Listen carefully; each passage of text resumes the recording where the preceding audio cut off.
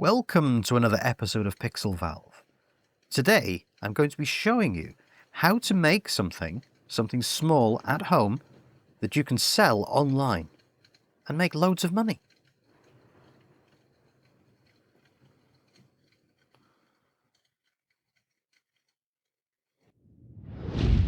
Pixelvalve, where visions ignite. Join the revolution, let's create. Have you ever wondered if you could make something from home that you could sell online to make a little bit of extra money in your spare time? Something that doesn't rely on anyone else, and something you can continue reproducing that keeps on selling over and over again. Well, that's what I'm going to show you how to do today. So I made these 12 scale doll's house fireplaces after not being able to find something similar for my daughter's doll's house. And while searching, I discovered there was a lot of other people making these handmade accessories in this niche. Then I wondered if there was a good demand for this kind of product, being a global market on platforms like Etsy, etc. So I decided to design my own product, and this is the result.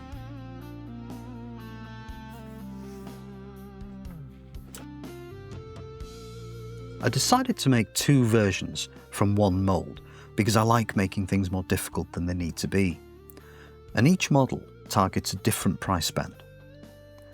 So we have this one first, which is finished in plain resin. And it's made from 3 different resin parts. The grate is one part, the back cover is another, and it's got some minimal electronics inside. And when I say minimal, it's really about cutting cost. This doesn't even have a switch, it's simply an LED, a battery holder, and 2 wires. So to make this work, all I need to do is take a coin cell battery, like this one, and place it into the switch behind. This thing on the back is designed to let you get your fingers in there and make sure that the battery doesn't stick out, so that when we place this against a wall or a flat surface, the battery isn't protruding. The battery is the switch. It clicks in place and the fire flickers like smouldering coal. This one is easier to make and it's more affordable.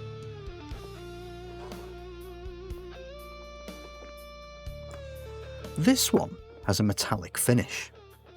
It's made from 2 resin parts and has an LCD MP4 module. To make this one work, you move the coal scuttle, and this triggers a looping video of a roaring fire that plays on its LCD screen. The fireplace has a USB port at the back, which you can use for charging, and you can upload new, interesting videos of fires.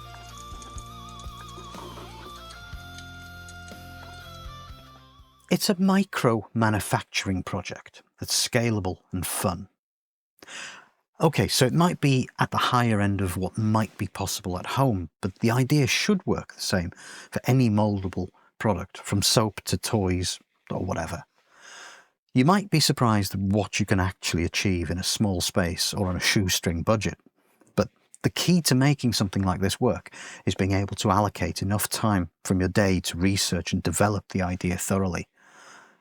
And you have to expect it to be a long-term, part-time project, like something like writing a book, perhaps. It can be as simple or as complicated as you want it to be. So today, I'm going to revisit this old project, and I'm going to walk you through how I made the product and produced the items.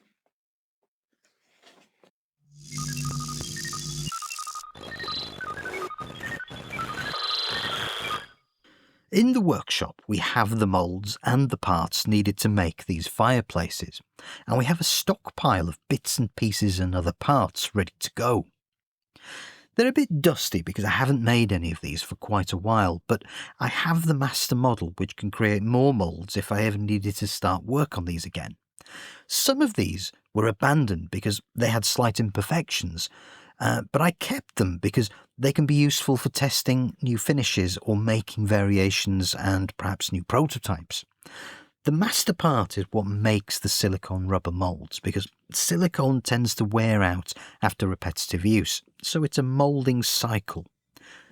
We need moulds to make moulds, and it all starts with the master part, but from this we create a mould that can be used to cast the final model. But this model wears out and needs to be replaced many times, and this stresses the master part, so we also need a mould of the mould, and this helps make things scalable. This is the master mould. Now, the master mould is essentially a very highly polished, highly detailed model with a little bit of a difference. In this case, it's got a flange plate attached. It's very much a tool. It's a mould former tool, and it has holes in the flange plate so that it can mate the outer jacket cases together and keep them in the same place every time.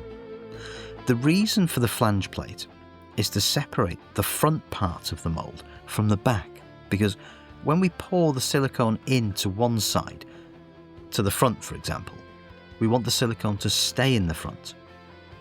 We don't want it to seep out and mix with the back side, because we're essentially making two separate silicone moulds that are perfectly aligned. Now, the back side of this doesn't need to be as highly finished as the front. The finish is filler and spray paint layered on top of PLA and just brought up to a high gloss finish. And of course, it could be any colour. It doesn't have to be red. It could be blue, green, black, or anything you like, as long as it's a fairly dark colour. It's the gloss that's important. Now, it's the gloss that allows us to make a finish like this. This is the metallic finish, and it's easier to polish something that's already quite shiny and flat. You can see inside the back too. It's also glossy, but it's not so important. What that looks like in there isn't so visible. It just has to be functional, so the whole thing is glossy. You can quite easily cast a plain coloured resin version using this, and it would work just fine. The surface finish would be just as nice in plain tinted resin.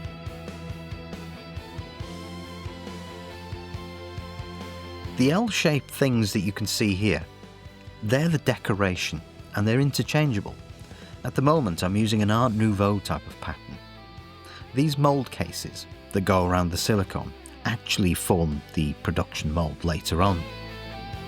So the holes here line everything up nicely for me, and I have clamps that hold it together while I'm pouring the silicone in, so it keeps everything nice and tight.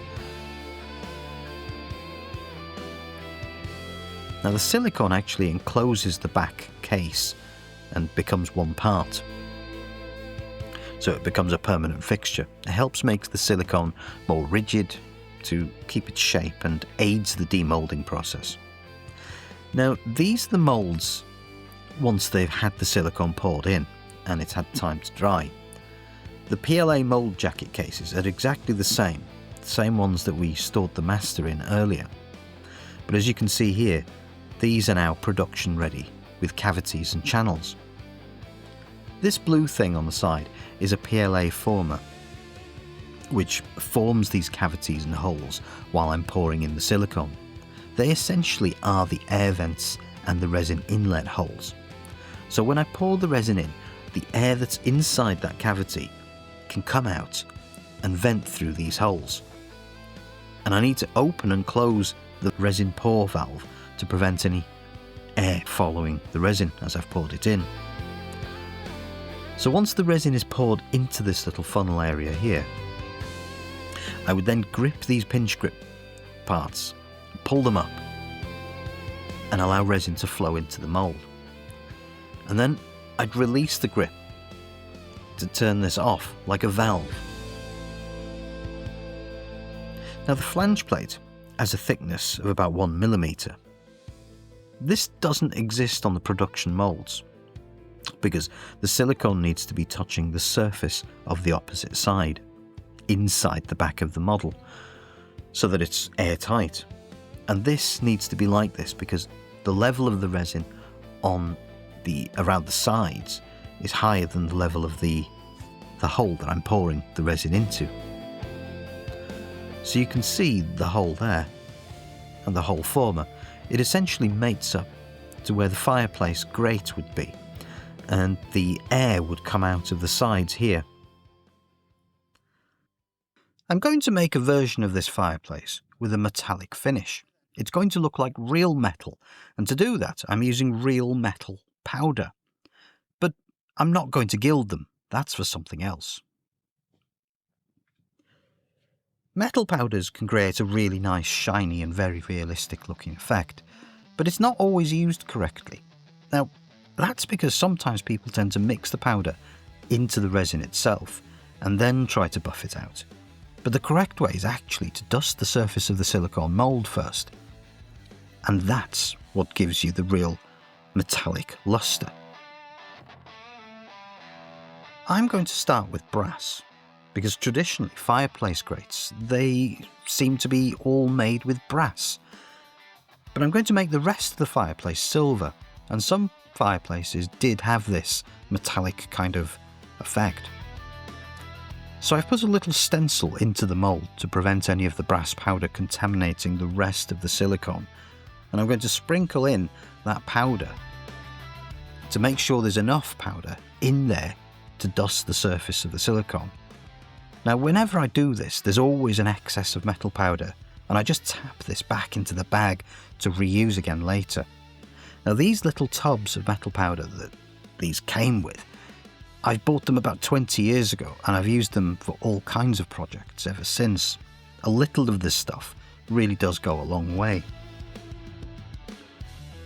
So I tap the sides, and I tap the back of the mould with a screwdriver or something, to make sure that the whole surface area where I want the powder to be is completely dusted. I want to make sure it goes into all the crevices. You can then just go ahead and tap any excess back into the bag it came from. What you see on the back side of the mould here is a silicone dispersion device designed to make the silicone more economical. It's to displace some of that silicone, because silicone is really expensive, and we ideally want to design these moulds to use as little material as possible while still remaining as rigid as possible. Now look how tidy the stencil left that. Now, it's not going to be perfect every time with this, and you will still get a little bit of overspray, as you can see here. And what you should never do really is use a scalpel like I'm doing here to try and scrape away any overspray.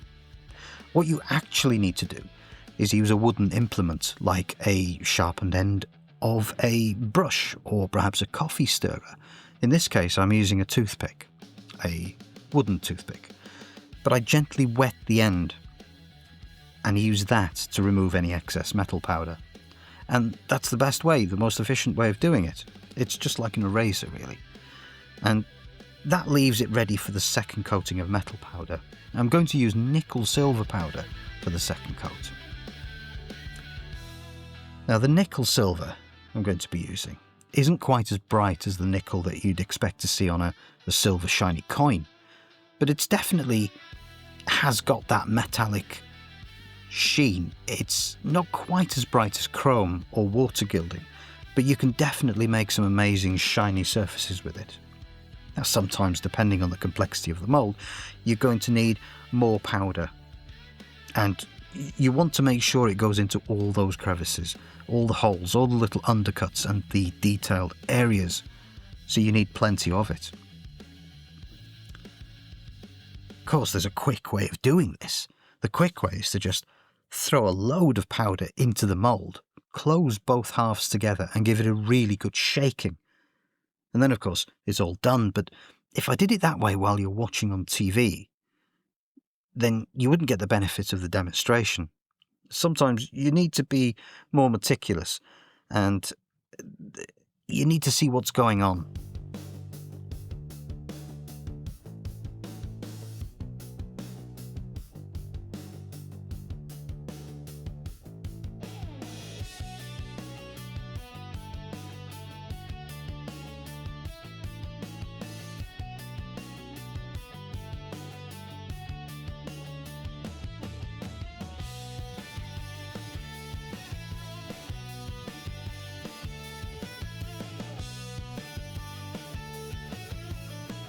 The metal powder actually has a brilliant ability to cling onto the surface of the silicone mould, and you can quite safely just empty whatever's left into your bag and reuse it. And it's a good idea to do that, really, because if you leave any of the metal powder in there and just cast resin into it, then some of that metal powder is going to be quite thick, and although it will absorb some of the resin, it's not going to set properly every time. You're going to have areas and pockets of air.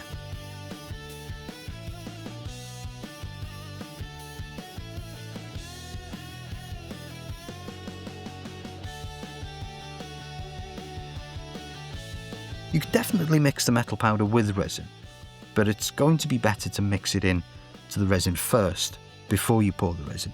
I mean, you could use this dusting technique and mix powder into the resin at the same time. You could use both techniques, and in fact that's probably better, but I'm going to be using a black resin because I feel that that's going to be something that really brings out the luster in the final polished piece. We're almost ready to cast this now. It's just a case of tapping out any excess and cleaning out the metal powder. Now, the PLA mould is fantastic. It's really cheap, really quick to make, and it's really tough stuff.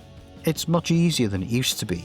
I mean, making these jackets in the past had to be done by hand, often using fiberglass cases, and fiberglass is still used for all kinds of larger cases today, but it's just not brilliant for intricate small parts like this.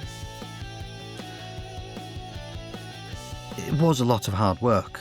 3D printing has actually really changed the game in a lot of ways for a lot of people. You can see I've 3D printed this and then reinforced it with a little bit of casting resin just to give it a better fit.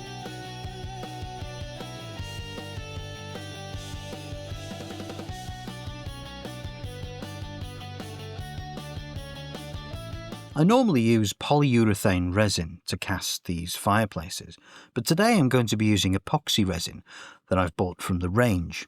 It's a crafting store based in the UK, and I'm going to be filling it with black oxide mica powder, just to give it that little bit of colour and lustre. Now, the thing about epoxy resin, as opposed to something like polyurethane resin, is that it's more viscous. So the epoxy is a thicker resin, and the way to make it less thick is to heat it up just a little bit.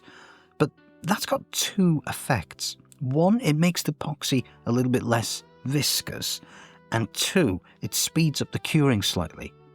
So it can be good or bad depending on what you're using this for.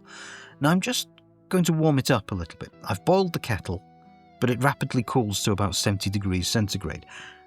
And after I pour into another vessel, it kind of cools quite quickly. I place the beaker with the thicker epoxy part into the warm water. Normally with epoxy you're going to get two parts and one part is going to be slightly thicker than the other. So I like to warm up the thickest part. I want to make sure that the viscosity of this epoxy is lower so that I can easily pour this in without introducing any air bubbles into the mix. Now it's not going to be perfect. There will always be air bubbles, but if we minimise them, we're going to have a much better casting. This is actually really good epoxy. I was surprised because I've never used store-bought epoxy before. I normally order my things online in larger quantities, but there was a deal on with this, and it just happens to be for a one-off thing. The epoxy is actually really good resin, and you just have to make sure that the epoxy that you buy is for deep pour castings rather than laminating epoxy, because there's two types, or more sometimes, but the two basic types are casting and laminating. Now the laminating epoxy, you can't really cast deep moulds with it because it causes a lot of heat. This resin from the range, it's really nice stuff. It's actually the first time I'm using epoxy for this particular product too. Now today I'm not actually making a product for sale. I'm making this for my daughter, so it needs to be tough enough, and epoxy is really good. It's good for making toys. I've sold loads of these fireplaces over the years, all over the world. They've gone everywhere, and they were really good sellers. They were probably actually better sellers than the Pixelvalve adapter that I'm working on at the moment, although that's not quite finished. That's still under heavy development. But anyway, the epoxy needs to be warm and it needs to be mixed thoroughly, like all resins do. I need to make sure that it's carefully scraped. So inside the beaker, when I'm mixing this, I need to make sure I scrape the sides and make sure that there's no epoxy left unmixed, because that can cause all kinds of things later on. It can cause the epoxy to cure in different sorts of stages, and some potentially not to cure at all. But all right, back to it. I'm going to pinch grip the silicone while I'm pouring this in. And my wrist is holding the corner of the casing down, pushing down on the case so that it doesn't raise up as I'm pulling upwards. So I'm dropping the resin into the reservoir. The resin is flowing quite warm through the centre of the mould, and it pushes any of the air bubbles outwards towards the air vents that you can see there in the corners, turning a little bit dark now as the resin fills that cavity. And it's really as simple as that. The mould doesn't need any extra special techniques or anything here. It's just a case of pinch and pour. I don't think I need to put the resin into any kind of vacuum chamber, although it is quite thick. I possibly might need to, and it is designed in such a way that I can do, but I don't think I'm going to do that. I need to leave it to cure overnight, and I'm going to clamp it with these things on the side. It's essentially another case that clamps the mould together, clamps it tight, and it can also double up as a vacuum chamber, but I'll show you more about that later. I need to make sure when I leave this that it's on a level surface, because even though the silicone encloses the resin, it can still set unevenly. I don't want one side to set higher than the other, because it makes the sort of de-moulding, and it makes the preparation later more difficult. So it's nice to make sure it's fairly level.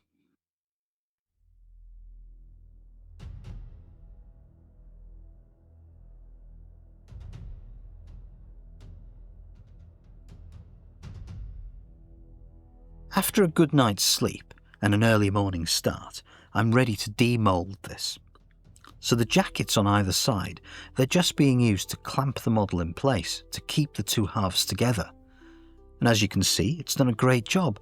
Both halves are together quite tightly, but this jacket serves another purpose too. It's got a silicone seam running right through it, a gasket if you like, running right through the centre. And this side has a male protrusion, so when I put these two parts together, it actually forms quite a good airtight seal. And they're just 3D printed parts. They're quite flimsy really. And when I put this lid on top, this has also got a silicone beading running around the edge to keep an airtight seal. And if you notice, this is also 3D printed and it's quite flimsy. Now, this is a vacuum chamber, believe it or not. Its purpose is to suck all the air from that cavity so that any bubbles within the resin itself inside will expand. And you're probably thinking straight away, well, that structure isn't strong enough to prevent an implosion. It will crush itself under any kind of pressure, because that's what high pressure does to things. Now that's quite true. The structure isn't strong enough to hold a decent amount of pressure. But what we're really dealing with here is a very, very low volume of air, because when you put the mould inside the case, you need to consider that the silicone is also inside that space, and the casting material. So it becomes quite dense, and there's hardly any air in there. And that's the secret, that's the trick. When there's very little air inside, the structure around it can be a lot more flimsy because it can withstand the pressure. So let's demould this and see what we've got. I'm going to do it by carefully prying each corner and each side because I don't want to tear that silicone. Because silicone is soft and the hardened resin is sharp. And I don't want to be remaking that silicone mould anytime soon. This mould is good for dozens of castings. Everything looks great. There's no bubbles. Everything looks okay. I mean, there will be some bubbles. There's always some bubbles. But if they're small enough and insignificant, that's great. The next step is to strip down the casing. Now, I don't have to go to this extent usually. Normally, I would just remove the back panel, the blue thing at the back, and then push my fingers underneath to gradually push the model out without separating the sides. But because I'm using epoxy today, and I've never used epoxy on this particular model before, and because I want to show you the extent of this, then I think it's going to be better to strip down the entire case because it's a modular case and it's something that can easily be put back together in the right place quickly. So I'm carefully removing the model from the mould. I want to make sure that nothing is stuck because sometimes you can, especially if it's older silicone, you can get the silicone sticking to the resin. And I don't want that to happen, so I need to be extra careful. Now, do you think this is going to work? Will it be any good? Will it be full of bubbles? What do you think? There it is.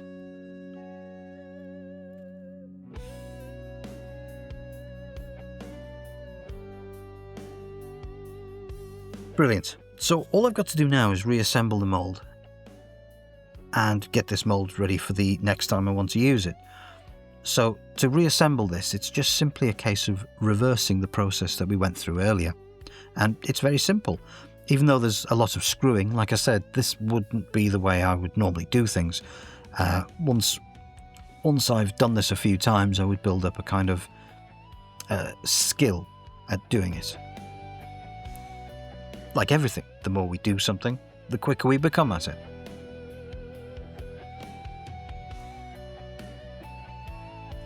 So when the model has been released and everything looks okay, the next step is to clean any flashing from the model. And that means cleaning the excess resin, seams, the little bits that have become extra from casting. And then I prepare the surface of the model. So there's two essential steps that we need to go through. But before I can do that, I want to show you this little thing. It's something I was making alongside the fireplace. It's a mirror. It's a miniature gilded mirror that's made with a dusting of metal powder, so it'll polish up and look just like it's been really gilded. Now, this is something that's been made gradually with the leftover drops of resin. But every penny counts, right? So every time I make a casting, there's always a little bit of resin left over in the bottom of a mixing beaker.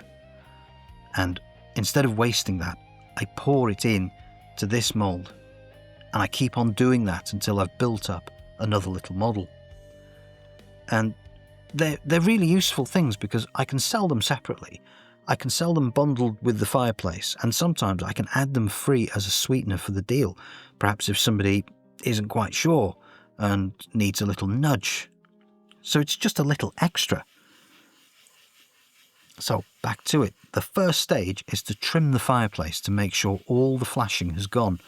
Then I need to sand down to make sure everything is crisp and clean, and check that there's no sharp edges or bits of rough. And then I move on to apply a finer grade of sandpaper for cleaner, nicer finish. There's a lot of work that goes into one of these things, and it justifies the price. And the next stage, the final stage, is the surface finish. Now this is where I use several layers of abrasive. Here I'm using a Scotch pad. It's quite a coarse grade of pad, probably more so than you'd expect to find in a kitchen. And I'm really rubbing down to break open the surface of that model. And then I move on to something finer like a fiberglass brush.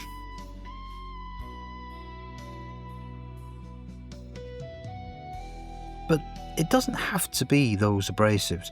You can use other abrasives. You can use things like wire wool.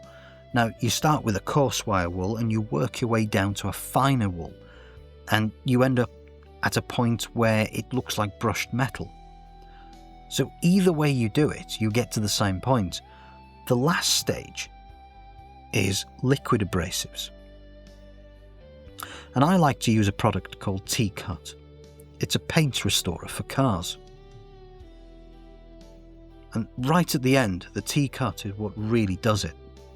Once I've T-Cut this thing, it looks so realistic that if you saw this off screen, you'd think it was really made of metal.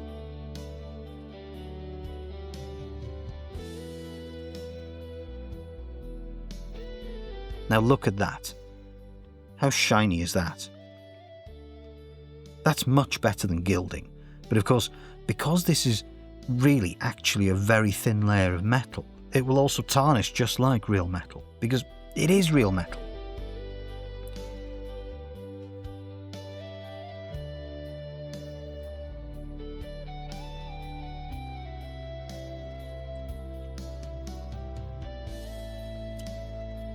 So I'm going to give it a final dusting, just to make sure there's no dust or debris or anything that's lying around on the surface, because when I'm using the T-Cut, a lot of the gunk goes into the crevices, and I like that because it creates a contrast. It means I don't have to artificially paint in the details or apply a patina. What I'm going to do now is the final stage. It's where I coat the fireplace in a special lacquer. It's essentially a very, very thin paint. The particular brand that I'm using is called Rustin's Metal Lacquer, and it's a really superb product. It's a very small bottle, but a little bit of this goes a long way. It dries to a matte finish, and you can't tell that it's been applied. It doesn't look like paint. It doesn't look like lacquer.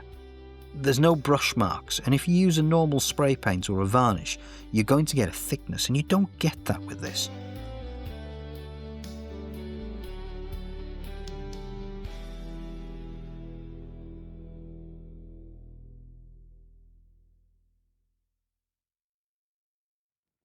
So while that's drying, and later on, I've come upstairs to my daughter's doll's house, and I'm looking for a plug that I left when I was building the doll's house.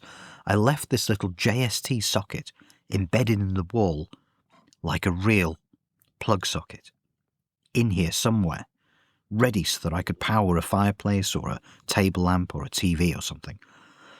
But I've just been overcome by this horrible bathroom tile thing that's been stuck over my beautiful Crackalaw paint job, which I'm really not happy about, but there you go, it's hers now, not mine.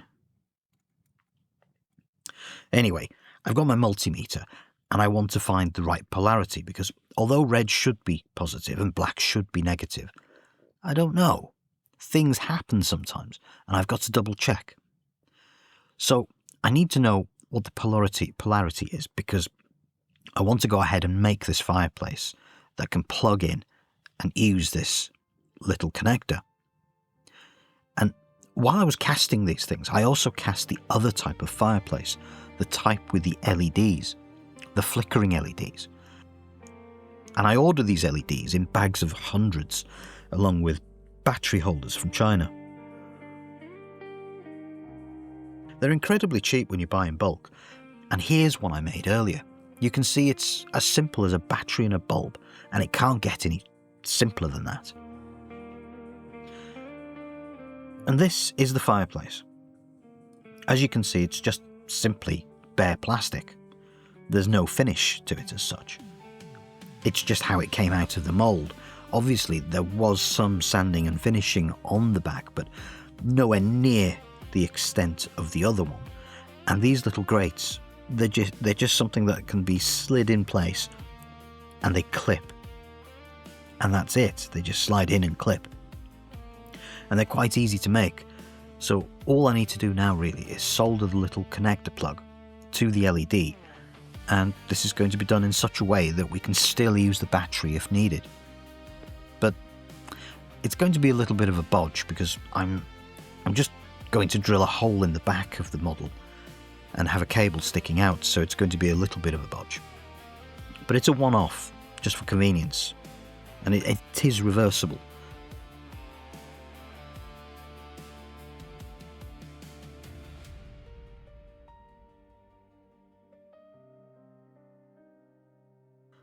And here it is, it works. It's good to try these things out before we put the backs on and seal things up, because things can get really tricky once you've sealed everything up without trying it.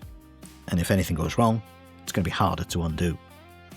And as you can see, the brightness depends on the camera, shutter speed, the lighting, etc. They're quite bright, really, in real life, but depending on the lighting, it doesn't show up sometimes on camera. But they're quite bright. So it's kind of like this. It's just a hole, a normal hole in the standard back panel, and they're just going to be loose. The wires are just going to hang out. The wires have been glued in place on the inside. They hold securely. They're not going to come undone easily. And the doll's house runs off 3 volts. It's powered by a standard wall AC adapter, which is either a USB adapter or perhaps a AC adapter for something else, but it's stepped down and it's incredibly safe. But the batteries with kids, you see, I'm not sure that having batteries for kids is a practical solution. Batteries do tend to run down fast. Kids tend to forget to turn things off. So plugging this in is going to be better for her and better for me.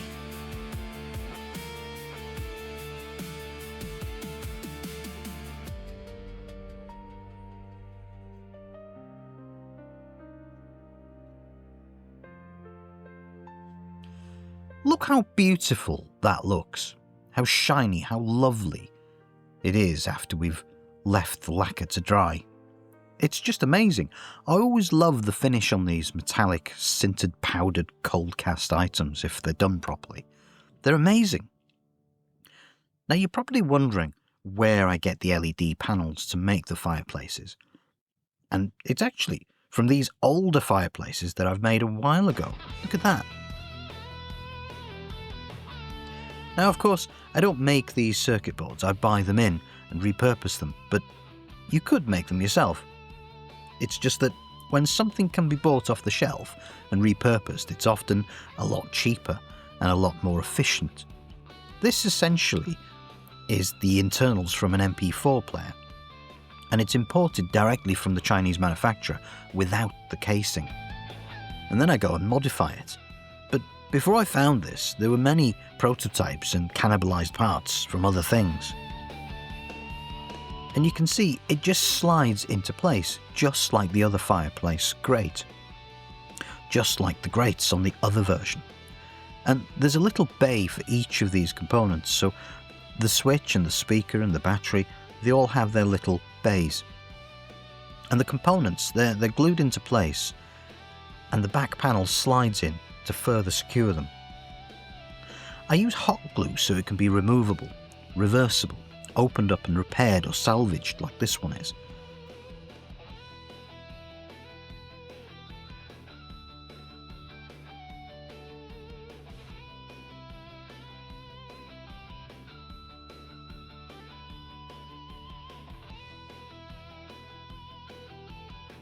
Adjust it a little bit.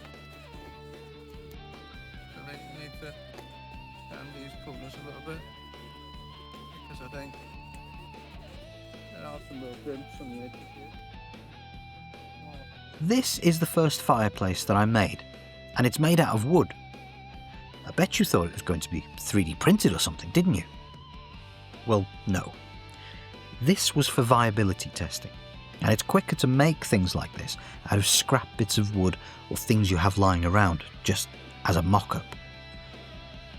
And the decoration is plasticine. Plasticine tends to harden a bit when it's sprayed over. It's very crudely made, but it helps visualize the potential, especially when I would hold my mobile phone behind it playing a video of a fire, perhaps from YouTube or something. You can see the whole idea didn't change very much. Let's have a look and see if this is glued yet. It was clamped down and should be ready. Hot glue is quicker, but epoxy glue is okay if you can wait, although it's not as reversible. It's all solid and set, so it's time to put the back cover on, and it's just like a lid on a box. I've got to be careful though when I put this lid on because I don't want to snag any of the wires inside. But I can also slightly bend the back cover slightly, so I can tuck it into the chamfered V-shaped slots on either side while it's slightly raised enough that I don't snag any of the wires. It then just clips over that USB port. And although this is an old back that I've made, I've got from a different batch, you can see it's old. I didn't make a new one because this is the older style USB. And the coal scuttles, I've got various versions of them too. They're just sculpted castings, and it's actually a magnet holder, so it's just a little magnet acting as a switch trigger inside the coal scuttle. Congratulations on making it this far into the video. What I thought I'd do now is show you how I make the backside panels.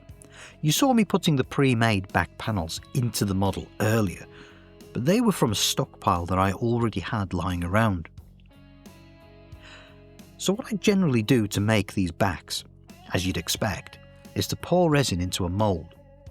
These moulds are quite flat and wide though. These parts are about 3mm thick, and I'm using polyurethane resin, which is a fast cast resin, and it tends to go off within a few minutes. So it becomes quite easy to demould these rapidly, and that's important really to get these done quickly. And we need to make sure that they're level as possible when they're curing. So we need to spend some time levelling and making sure that all the resin actually goes to all the corners, the crevices, and into the detail. Now if this isn't levelled properly, what you're going to find is that one side of the part will be slightly thicker than the other side. And that's something that causes problems when you try and slide the part into its mating base. So it can be difficult if things aren't level. Now this mould is a little bit tricky because it's not just a case of pouring the resin in and waiting for it to harden. This is a double-sided mould, and what that means is that although you can see the detail on the outer surface, there's also another surface inside that needs moulding. This internal mould is a smaller mould on an overhanging arm. It creates the battery holder on this version and the USB holder on the other version of the fireplace. So both of these areas need to have their own separate moulds.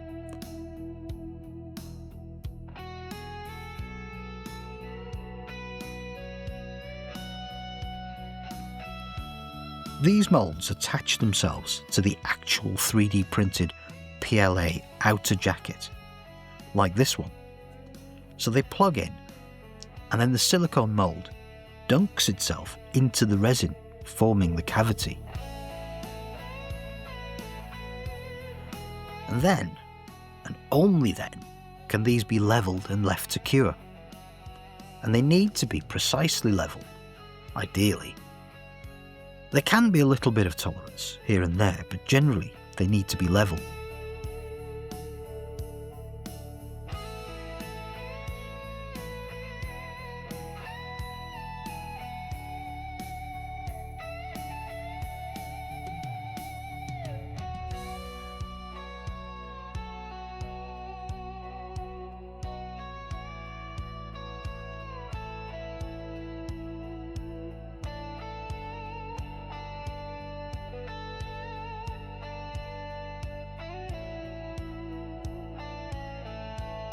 So once these are solid, we need to demould them. And demoulding is really easy. I mean, when you've got a really nice, clean new mould, when the silicone is nice and fresh, everything works as you'd expect.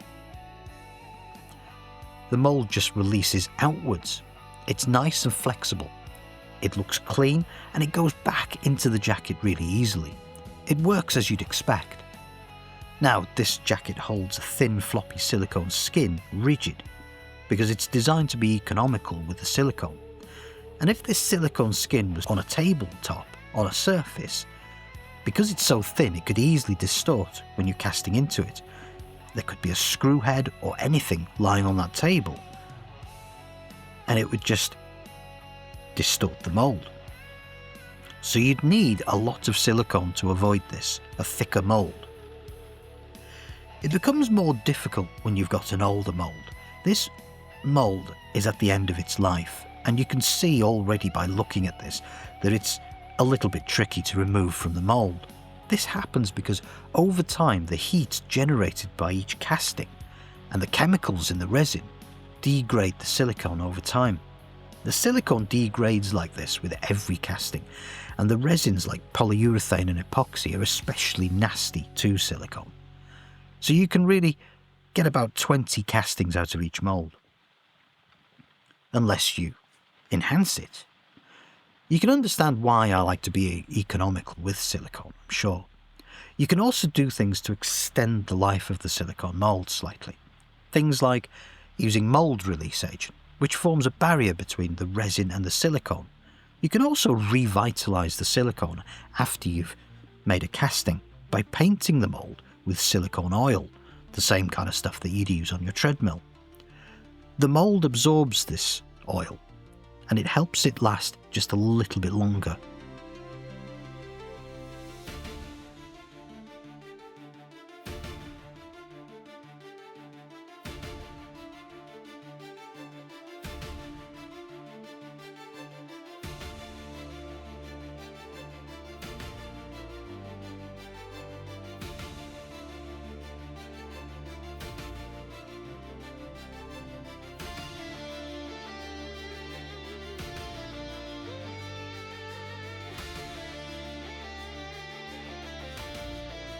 Thanks so much for sticking with me to the end.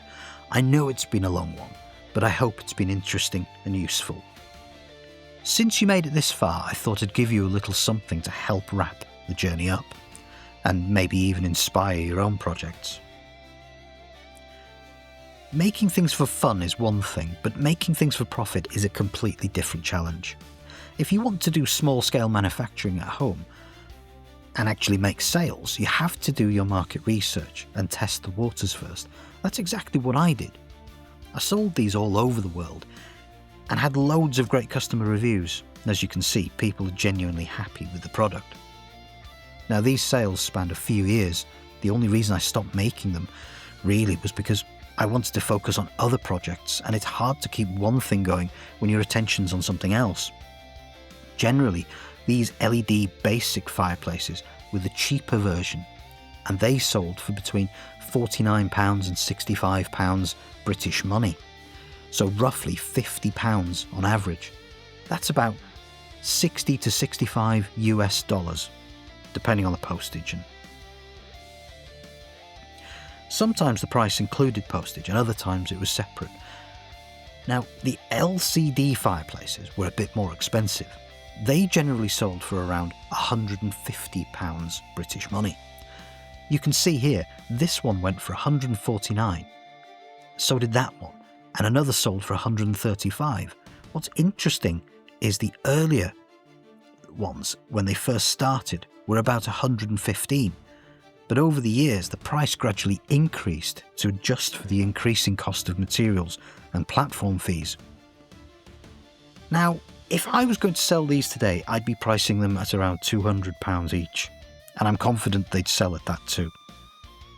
When you look at the detail and the quality that's gone into making one of these, it's clear there's something special. They're unique. You can't just go out and buy one of these off the shelf. It's a novelty that appeals to a niche audience, and that's exactly what makes it valuable. It's designed for a very specific niche. Adult collectors who take pride in having the best displays, and for them, it's all about owning the standout pieces, the kind that get shown off at exhibitions, shared with friends or displayed in collectors' clubs. Because of the rarity and the unique nature of these builds, they're not just decorative, they're desirable. That's what makes them more valuable. So what do you think? Do you like it? Do you think it was worth doing? Or was it too much work for what it really was? Especially once you factor in all the labour and all the development. If you make stuff like this yourself, let me know in the comments. I'd love to hear from you. So which fireplace did you prefer? Would you pay that kind of money for one of these? Let me know in the comments, and don't forget to like, share and subscribe. And hey, if you hated it, let me know that too.